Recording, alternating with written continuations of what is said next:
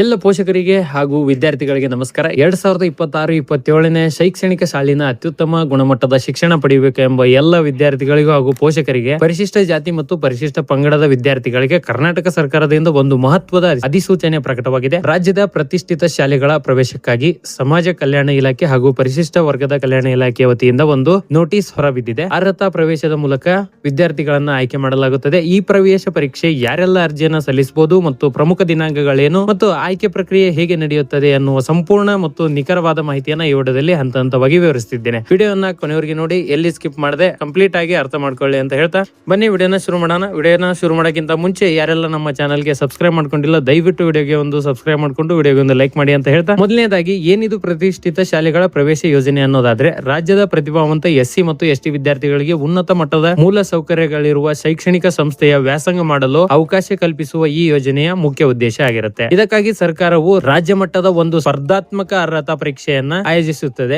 ಈ ಪರೀಕ್ಷೆಯಲ್ಲಿ ವಿದ್ಯಾರ್ಥಿಗಳಿರುವ ಅಂಕಗಳ ಆಧಾರದ ಮೇಲೆ ಮೆರಿಟ್ ಲಿಸ್ಟ್ ಸಿದ್ಧಪಡಿಸಿ ಕೌನ್ಸಿಲಿಂಗ್ ಮೂಲಕ ರಾಜ್ಯದ ಪ್ರತಿಷ್ಠಿತ ಶಾಲೆಗಳಿಗೆ ಪ್ರವೇಶ ಕಲ್ಪಿಸಲಾಗುತ್ತದೆ. ಈ ಶಾಲೆಗಳಲ್ಲಿ ಆಯ್ಕೆಯಾಗಲು ವಿದ್ಯಾರ್ಥಿಗಳ ಸಂಪೂರ್ಣ ಶೈಕ್ಷಣಿಕ ವೆಚ್ಚವನ್ನು ಸರ್ಕಾರವೇ ಭರಿಸುತ್ತದೆ. ಇದು ಸಂಪೂರ್ಣವಾಗಿ ವಿದ್ಯಾರ್ಥಿಯ ಪ್ರತಿಭೆಯ ಆಧಾರದ ಮೇಲೆ ನಡೆಯುವ ಪಾರದರ್ಶಕ ಪ್ರಕ್ರಿಯೆಯಾಗಿರುತ್ತೆ. ಈಗ ಅಧಿಸೂಚನೆಯನ್ನ ನೀಡಿರುವ ಅತ್ಯಂತ ಪ್ರಮುಖ ದಿನಾಂಕಗಳನ್ನ ಗಮನಿಸೋಣ.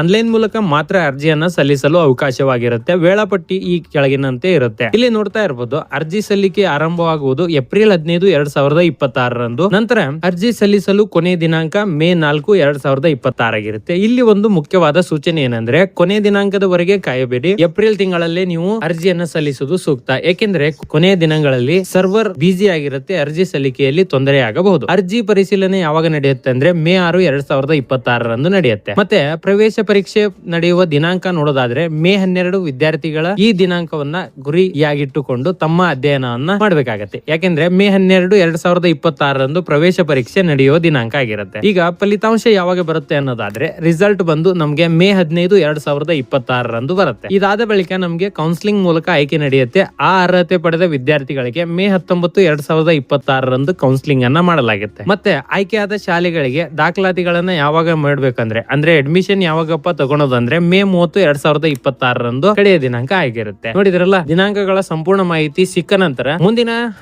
ಮುಂದಿನ ಪ್ರಮುಖ ಹಂತ ಏನಪ್ಪಾ ಅಂದ್ರೆ, ಅರ್ಜಿ ಸಲ್ಲಿಸಲು ಯಾವೆಲ್ಲ ದಾಖಲಾತಿಗಳು ಕಡ್ಡಾಯವಾಗಿ ಬೇಕು. ಅರ್ಜಿ ಪ್ರಕ್ರಿಯೆ ಸುಗಮವಾಗಿ ನಡೆಯಲು ಈ ಕೆಳಗಿನ ದಾಖಲಾತಿಗಳನ್ನ ನೀವು ಈಗಲೇ ಸಿದ್ಧಪಡಿಸಿಕೊಳ್ಳಬೇಕಾಗತ್ತೆ. ಯಾವೆಲ್ಲಪ್ಪ ಅಂದ್ರೆ, ಜಾತಿ ಆದಾಯ ಪ್ರಮಾಣ ಪತ್ರ, ವಿದ್ಯಾರ್ಥಿಯ ಎಸ್ಸಿ ಅಥವಾ ಎಸ್ಟಿ ವರ್ಗಕ್ಕೆ ಸೇರಿರುವ ಬಗ್ಗೆ ತಹಸೀಲ್ದಾರರಿಂದ ಪಡೆದ ಅಥವಾ ಚಾಲ್ತಿಯಲ್ಲಿರುವ ಪ್ರಮಾಣ ಪತ್ರ ಕಡ್ಡಾಯವಾಗಿ ನಿಮ್ಮ ಹತ್ರ ಇರಬೇಕಾಗತ್ತೆ. ವಿದ್ಯಾರ್ಥಿಯ ಆಧಾರ್ ಕಾರ್ಡ್ ಕಂಪಲ್ಸರಿ ಆಗಿರುತ್ತೆ. ಆಧಾರದಲ್ಲಿರುವ ಮಾಹಿತಿ ಮತ್ತು ಶಾಲಾ ದಾಖಲಾತಿಯಲ್ಲಿರುವ ಮಾಹಿತಿ ಎರಡು ಒಂದೇ ಆಗಿರ್ಬೇಕಾಗುತ್ತೆ. ಮತ್ತೆ ಶಾಲೆಯ ದಾಖಲಾತಿಗಳು ಅಂದ್ರೆ ಹಿಂದಿನ ತರಗತಿಯಲ್ಲಿ ಉತ್ತೀರ್ಣರಾದ ಅಂಕಪಟ್ಟಿ ಅಥವಾ ವ್ಯಾಸಂಗ ಪ್ರಮಾಣ ಪತ್ರ ನಿಮ್ಮ ಹತ್ರ ಇರಬೇಕಾಗತ್ತೆ. ಭಾವಚಿತ್ರ ಅಂದ್ರೆ ವಿದ್ಯಾರ್ಥಿಯ ಇತ್ತೀಚಿನ ಒಂದು ಪಾಸ್ಪೋರ್ಟ್ ಅಳತೆಯ ಒಂದು ಫೋಟೋ ಬೇಕಾಗುತ್ತೆ. ನಂತರ ಇಲಾಖೆಯಿಂದ ಮುಂದೆ ಸಂಪರ್ಕ ಸಂಖ್ಯೆ ಬೇಕು. ಇಲಾಖೆಯಿಂದ ಮುಂದಿನ ಸಂದೇಶಗಳನ್ನ SMS ಮೂಲಕ ಅಥವಾ OTP ಗಳನ್ನ ಪಡೆಯಲು ನಿಮ್ಮ ಹತ್ತಿರ ಇರುವಂತಹ ಚಾಲ್ತಿಯಲ್ಲಿರುವಂತಹ ಮೊಬೈಲ್ ಸಂಖ್ಯೆ ನಿಮ್ಗೆ ಬೇಕಾಗಿರುತ್ತೆ. ಅರ್ಜಿ ಸಲ್ಲಿಸುವುದು ಕೇವಲ ಮೊದಲ ಹೆಜ್ಜೆ ಅಷ್ಟೇ. ಅಂತಿಮ ಗುರಿ ಮೇ 12ರಂದು ನಡೆಯುವ ಪರೀಕ್ಷೆಯ ಮೇಲೆ ನಿರ್ಧಾರವಾಗುತ್ತೆ. ಈ ಪರೀಕ್ಷೆಯಲ್ಲಿ ಸ್ಪರ್ಧೆ ಹೆಚ್ಚಿರುವುದರಿಂದ ವಿದ್ಯಾರ್ಥಿಗಳು ತಮ್ಮ ಶಾಲಾ ಪಠ್ಯಕ್ರಮದ ಜೊತೆಗೆ